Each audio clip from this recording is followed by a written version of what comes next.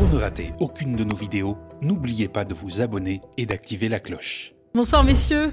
Bonsoir Média. Bonsoir. Avec vous, on va revenir très largement sur les manifestations du 1er mai qui ont lieu en France à l'occasion de la Journée internationale des travailleuses et travailleurs. Ces manifestations ont été marquées, et c'est une tradition, par les violences policières et par l'exfiltration de Raphaël Glucksmann d'un défilé à Saint-Étienne après avoir été pris à partie par une dizaine de militants. La tête de liste du PS et de Place Publique aux Européennes s'est empressée d'accuser les Insoumis, assurant avoir vu des drapeaux du mouvement, sauf que l'action a été revendiquée par un groupe de jeunes communistes locaux, un incident qui ravive les tensions à gauche et qui relance le débat sur l'existence de gauche irréconciliable pointé par Manuel Valls il y a plusieurs années. La question est très large, messieurs. Est-ce que l'ancien Premier ministre de François Hollande n'avait-il pas raison au fond? Aujourd'hui, la rupture est consommée. Paul Hellec, à ma droite. Je sais pas, c'est toujours difficile de dire Manuel Valls a raison. Oui, c'est dur. Ça risque de nous hanter. Non, plus sérieusement, d'abord, un mot. Moi, je condamne l'attaque à l'intégrité physique de Raphaël Glucksmann, le jet de peinture en l'occurrence, qui lui a bien été revendiqué, je pense, par la jeunesse communiste, parce que il n'est pas nécessaire. Enfin, voilà, déjà parce qu'il faut condamner, à mon avis, l'intégrité, l'atteinte à l'intégrité physique des personnes.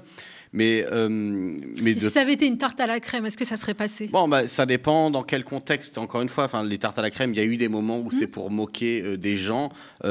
Si c'est pour, encore une fois, voilà, traumatiser par la violence, je suis pas sûr. La vraie question, encore une fois, c'est il y a dans notre histoire de mouvements sociaux et de manifestations des exemples où le Parti socialiste a été sorti de manifestations. Moi-même assisté au fait qu'on avait vu Olivier Faure se faire expulsé d'une manifestation post-mandat de Hollande, et c'est ça la question politique. Donc encore une fois, sur la question physique d'agresser la personne, non.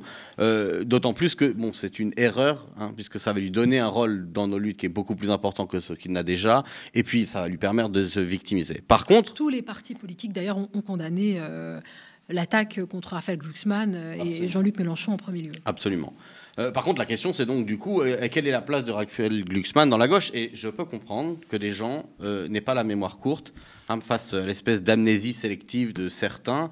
Il faut quand même rappeler que, oui, Raphaël Glucksmann est le candidat d'un parti qui, une fois au pouvoir, a supprimé des milliers de lits à l'hôpital, des postes de fonctionnaires, a organisé la casse du droit du travail, la facilitation des licenciements, a commencé à organiser l'arsenal juridique anti-liberté publique qui est utilisé aujourd'hui pour instrumentaliser l'apologie du terrorisme, a augmenté la tension raciste dans ce pays en commençant la chasse aux musulmans avec Manuel Valls, en se vantant, ce même Manuel Valls qui se vantait d'avoir expulsé plus d'étrangers que sous Sarkozy. Donc les gens ont le droit d'avoir une mémoire à gauche, et ça semble inacceptable aujourd'hui pour un principe, et je terminerai là-dessus parce que je suis déjà long, c'est l'idée que, en gros, aujourd'hui, il faut tout pardonner au Parti socialiste parce que il n'est pas vraiment de gauche, mais ça pourrait être pire. Cette logique de ça pourrait être pire, donc ça va. Or, cette logique-là est un sophisme profond, parce que ça permet de tout justifier. Je veux dire, ah oui, c'est pas terrible, mais ça pourrait être pire. Si on conçoit le monde comme ça, mais acceptons tout alors. À Gaza, il y a 35 000 morts, mais il pourrait y en avoir 100 000, donc c'est pas grave. La France supprime des libertés publiques, mais c'est pas grave, parce que ça pourrait être pire, ça pourrait être une dictature fasciste. Donc, avec cette logique-là, on accepte tout, et effectivement, il y a une vraie question qui se pose sur la place de Raphaël Glucksmann à gauche, d'autant plus que, encore une fois, c'est parce que le PS n'est que l'ombre de lui-même que Raphaël Glucksmann est son candidat. Sinon, un éléphant du PS aurait pris sa place depuis longtemps. Il est là, alors qu'en plus, il est la droite du Parti socialiste, si on peut le dire. Enfin, il a toujours fait carrière à sa droite. Donc, oui, sa place à gauche, elle est sujette à tension. La vraie question, c'est qu'il faut le faire politiquement. Et s'ils avaient, je sais pas, manifesté en disant Glucksmann dehors parce que t'étais pas là pour les retraites, t'étais jamais là au 1er mai avant, etc., c'est un autre message. Et on lui a reproché aussi de pas prendre clairement position dans le cadre donc du conflit au Proche-Orient. Mathieu Slama, j'imagine que vous condamnez bien évidemment cette attaque à l'intégrité physique de Raphaël Glucksmann. Oui, bien sûr. Ouais. Non, mais plus que je condamne, moi je soutiens Glucksmann dans cette histoire. Je comprends pas. Vous soutenez aussi le fait qu'il ait menti et accusé très vite Eh bien, visiblement, il n'a pas Insoumise. menti, puisqu'il y a au moins un militant la France Insoumise qui a admis avoir participé à cette opération violente. Donc bon, un individu, est-ce qu'on peut reprocher après à tout un mouvement et tout un groupe d'être responsable d'une... Visiblement, en tout cas, il y avait au moins un insoumis. Donc voilà, il y avait donc c'était les jeunes communistes ont revendiqué cette action. Il y avait peut-être des insoumis, des personnes en tout cas qui n'aiment pas Raphaël Glucksmann, qui n'aiment pas le Parti socialiste. Je vais revenir après sur la question du Parti socialiste, mais bon, globalement tout ça est lamentable et moi je trouve que c'est assez effarant quand dans un 1er mai la gauche donne un spectacle comme celui-là, qui est un spectacle, je trouve, triste, un spectacle de division et comment dire, un spectacle même de violence, même si c'est quand même une violence, quoi, de quelqu'un qui se retrouve, on lui envoie des projectiles, il est obligé de quitter le cortège, tout ça, c'est détestable. Oui, sur Twitter, sur X, Raphaël Glucksmann indique que ces attaques sont le résultat de mois de haine et de calomnie savamment orchestrées par les insoumis et d'autres. En fait, c'est des mois de division, de violence verbale. Sur les réseaux sociaux, moi, je vois les militants de chaque camp. Mais c'est horrible, c'est horrible. Qui a envie d'une politique comme ça? Moi, je vois les militants communistes, les militants insoumis, les militants socialistes, s'il en reste, enfin, ce qui reste de militants socialistes, s'insulter sur les réseaux sociaux, faire du campisme. Moi, j'ai toujours eu du mal avec le militantisme. Alors là, vraiment, on atteint des degrés de violence et tout ça est puéril. Moi, je trouve ça détestable. Je dis une chose, si la gauche n'est pas unie dans les prochaines années, l'extrême droite gagnera en 2027. C'est aussi simple que ça. C'est simple, c'est une certitude. C'est une certitude absolue. C'est ma certitude.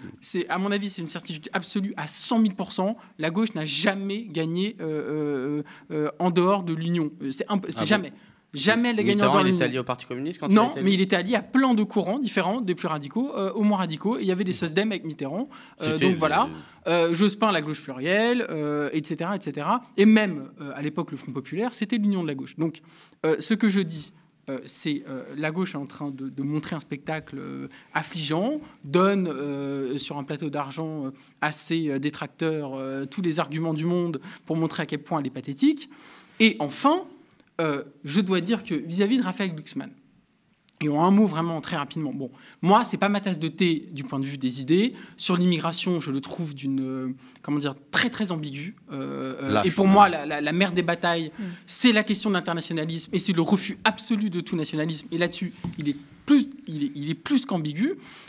Sur les questions sociales, il a l'air d'être assez peu mobilisé là-dessus. Bon, il s'est opposé à la réforme des retraites. Enfin, il a dit qu'il était d'accord avec le programme de la NUPES dans le cadre de l'Union qu'il avait soutenu à l'époque. Bon, très bien, mais c'est vrai que sur les questions sociales, je comprends tout à fait que certains à gauche s'inquiètent du retour de la ligne hollandiste, valsiste, etc., même si Glucksmann s'en défend. Donc je comprends très bien... Il les invite à ses meetings. Je comprends très bien les inquiétudes qu'il y a par rapport à la ligne de Glucksmann.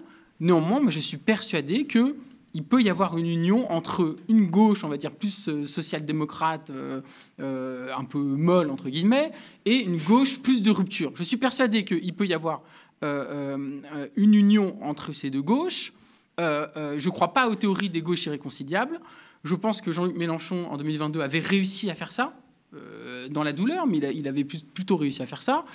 Et que ça s'est effondré ces derniers mois. Moi, je pensais à la faute de tout le monde, mais voilà. Okay, et c'est la faute de tout le monde. Et en tout cas, c'est vrai qu'aujourd'hui, la théorie des gauches irréconciliables, on a l'impression que tout le monde à gauche veut donner raison à cette théorie. Mais moi, je continue de penser que Jean-Luc Mélenchon a une part de responsabilité dans cette tragédie de la gauche qui se joue devant nos yeux. Voilà.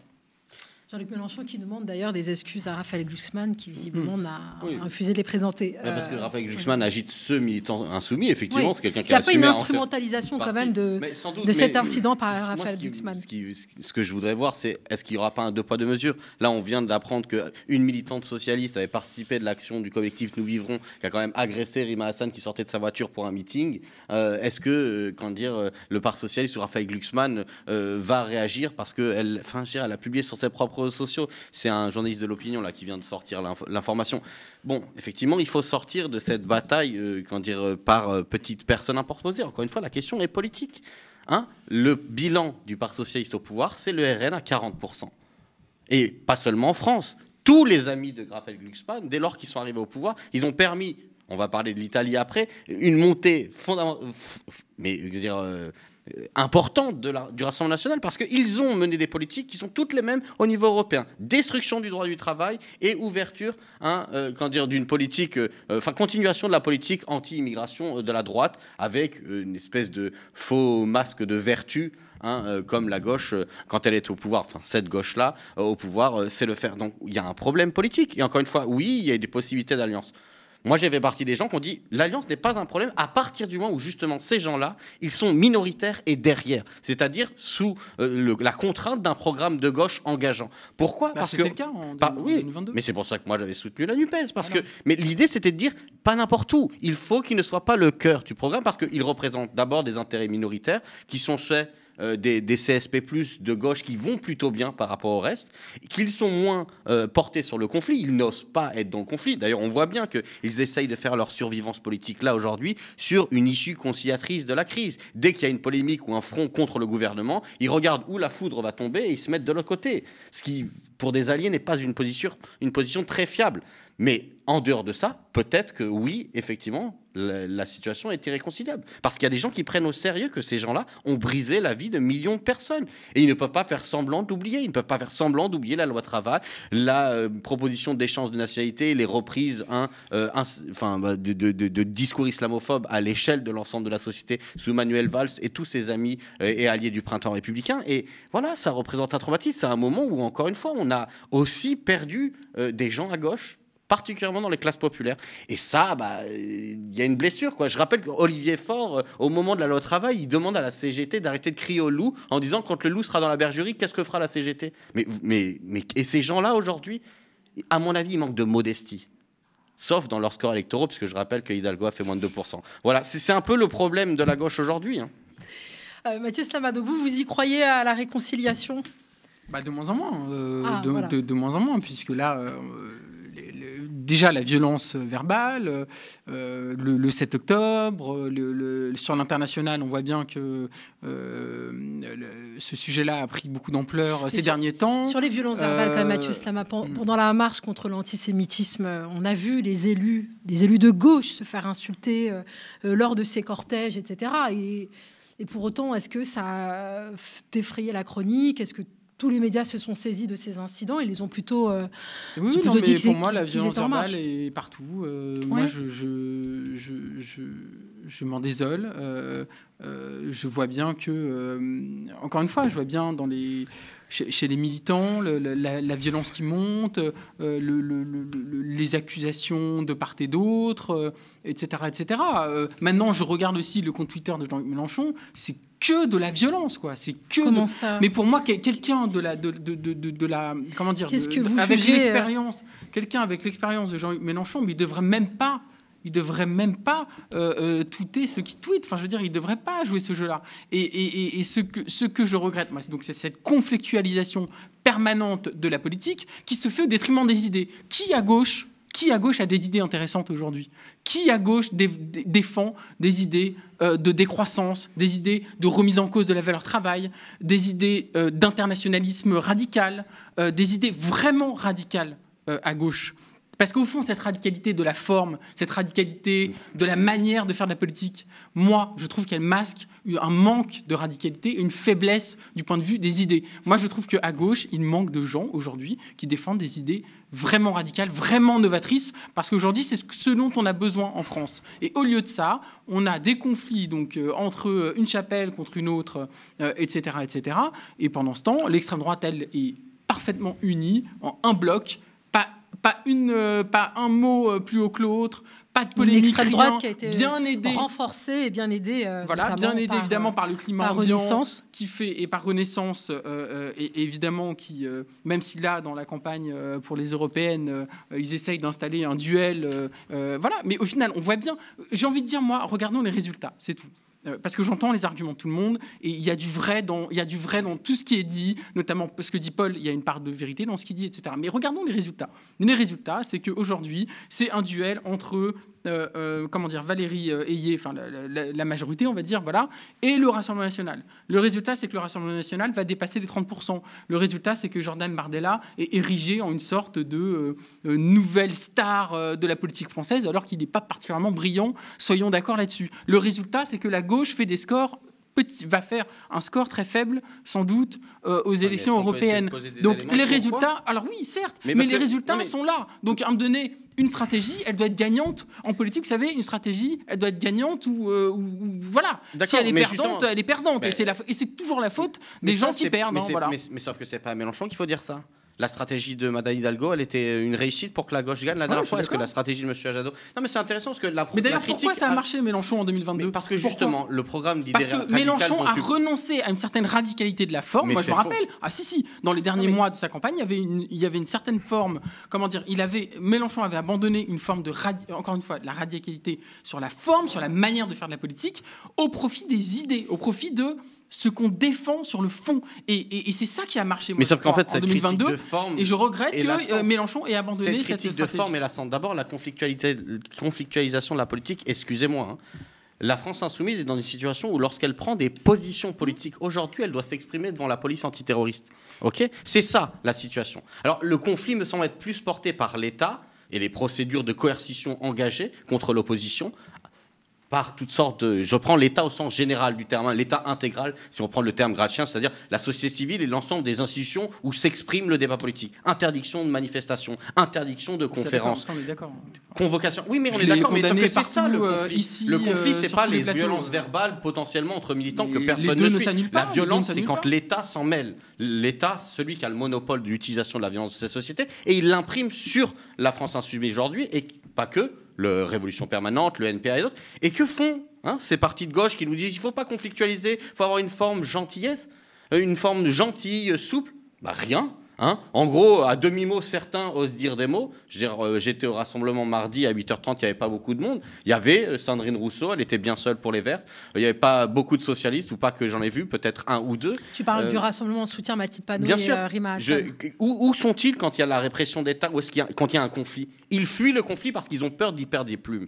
Donc ça, c'est le conflit. Sur le fond, on peut parler des idées radicales, mais oui, il y a un programme. Je veux dire, le programme de l'Union populaire qui a été proposé, il est immense. C'est des dizaines de pages, c'est 600 propositions, c'est 42 livrets qu'a fait la France Insoumise, mais surtout en lien avec les associations. Ils ne sortent pas de nulle part. C'est pas la France Insoumise est géniale. Ils ont fait un travail d'expertise en faisant, auprès des associations, plein d'associations d'ailleurs, exprimer leur satisfaction d'avoir vu des propositions que la société civile porte. Bon, mais ce débat n'a jamais lieu sur le fond. Il est sur la forme parce que, encore une fois, on ne veut pas reprocher aux gens, aux protagonistes qui ont eu des politiques terrifiantes au pouvoir et qui ensuite ont échoué électoralement, leur bilan. Parce que c'est une question de classe. Les CSP+, les classes sociales favorisées de la gauche, ne veulent pas laisser la direction du mouvement de gauche, du camp social, à des gens qui sont plus radicaux qu'eux, parce que ils savent qu'ils ne seront qu'une partie minoritaire et qu'ils ne sont pas dans une logique de confrontation et de confrontation au régime. Je finirai sur cette formule. Je pense que la situation est la suivante. Soit c'est la droite et l'extrême droite qui terminent la Ve République. C'est-à-dire qu'ils la font muter réellement comme un régime antidémocratique et que, on ouvre les portes vers ce que l'extrême droite sait faire le mieux, le fascisme. Soit c'est la gauche. Mais la gauche qui combat la Ve République et qui la fait tomber en disant on fait tomber l'ordre social qu'elle porte. Ou en tout cas, on s'y essaye. Et là, il n'y a personne. Où il n'y a pas d'idée radicale, c'est clair qu'il n'y en a pas dans le programme du Parti socialiste, qui est même contre un droit de veto pour les ouvriers dans les entreprises. Donc il n'y en a pas non plus chez les Verts. Donc maintenant, il faut aussi regarder le fond et arrêter de dire c'est juste une question de forme, qui est la critique facile pour des gens qui effectivement sont averses au conflit parce qu'il fait bon vivre à leur place, c'est tout. pour préciser ce que tu indiquais tout à l'heure au sujet de l'agression, on va dire, de Rima Hassan, une militante PS revendique avoir participé à l'action du collectif Nous vivrons au meeting de Rima Hassan. Je ne suis pas sûre que les médias se soient saisis de la même façon de cette agression de Rima Hassan, celle de Raphaël Glucksmann. En tout cas, pour le moment.